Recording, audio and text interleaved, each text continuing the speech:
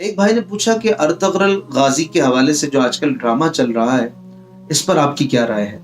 دیکھیں، ڈرامہ کبھی بھی حقیقت نہیں ہو سکتا۔ ڈرامے میں بہت سارے اضافے ہوتے ہیں اور کچھ نہ کچھ تاریخ سے ہٹ کر مرچ مسالے کا اضافہ کیا جاتا ہے، کچھ نئی چیزیں ڈالی جاتی ہیں، اور اسی وجہ سے ڈائریکٹر پروڈیوسر یہ اپنے اپنے کام کرتے ہیں۔ اور اسکرپٹ رائٹر کا بھی ایک کام ہوتا ہے، وہ نئی چیزیں لے کر آتا ہے۔ اگر صرف اور صرف تاریخ کی بیس پر، ہسٹری کی بیس پر ڈرامہ بنایا جائے تو سب سے پہلے تو اسکرپٹ رائٹر فارغ ہوگا۔ بات یہ ہے کہ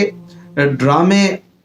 اور فلمیں جو ہوتی ہیں وہ کبھی بھی قوموں کی تعمیر نہیں کرتی ہیں، اور خاص کر جب اس میں اللہ رسول کی نافرمانیاں دکھائی جائیں، اجنبی مرد و عورت کو میاں بیوی کے کردار میں دکھایا جائے، اس میں میوزک چل رہا ہو، عورتیں دکھائی جا رہی ہوں، بے پردگی ہو، تو وہ کس طرح کسی قوم کی تعمیر کرے گی؟ اور پھر ایسے ڈرامے کو مقدس کہنا، یہ کبھی بھی علماء صلحاء اس کو تسلیم نہیں کریں گے۔ اگر تاریخ کے کسی ایسے کردار کو آپ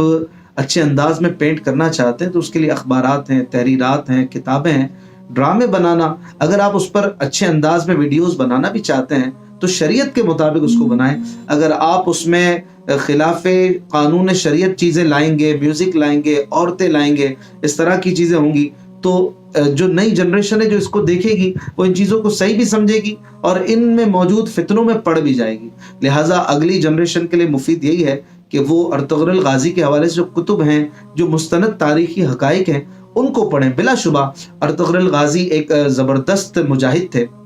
اور انہوں نے بڑے بڑے کارنامے سر انجام دیے ہیں، لیکن بہرحال جو اس وقت ڈرامہ چل رہا ہے اس سے ہم اتفاق نہیں کریں گے اور نہ ہی اسے دیکھنے کی ترغیب دیں گے، بلکہ یہی کہیں گے کہ لوگ نہ اسے دیکھیں، نہ پروموٹ کریں، نہ اسے شیئر کریں، بلکہ اس حوالے سے اپنا دامن بچائیں، اپنے بچوں کو، اپنے بچیوں کو بھی بچائیں، تاکہ اس طرح کے کسی معاملے میں ان کا دامن ملوث نہ ہو۔ اور اگر آپ انہیں دکھائیں گے تو جہاں کوئی ایک آدھ اچھی چیز، دو چار اچھی چیز بھی دیکھ لیں گے تو کوئی غلط بات بھی ان کے ذہن میں آئے گی، چار غلط چیزیں بھی آپ کے گھر میں گھسیں گی، اور پھر کہیں ایسا نہ ہو کہ ایک مکسچر بن جائے، آپ صحیح اور غلط کو ملا کر، حق اور باطل کو ملا کر پھر کسی کام کی طرف آئیں تو پھر اس سے آپ کو کوئی فائدہ حاصل نہیں ہوگا۔ جب حق میں باطل کی آمیزش ہو جاتی ہے، ایک بالٹی پانی میں ایک قطرہ پیشاب بھی ڈل جائے تو وہ بالٹی بھی کام کی نہیں رہتی ہے، وہ بالٹی بھی وضو اور غسل کے لائق نہیں رہتی ہے۔ تو آپ کس طریقے سے ایک پورا ڈرامہ فلمی انداز میں شوٹ کر کے بے پردہ عورتوں اور موسیقی کے ساتھ اسلام میں اسے مقدس بھی مانیں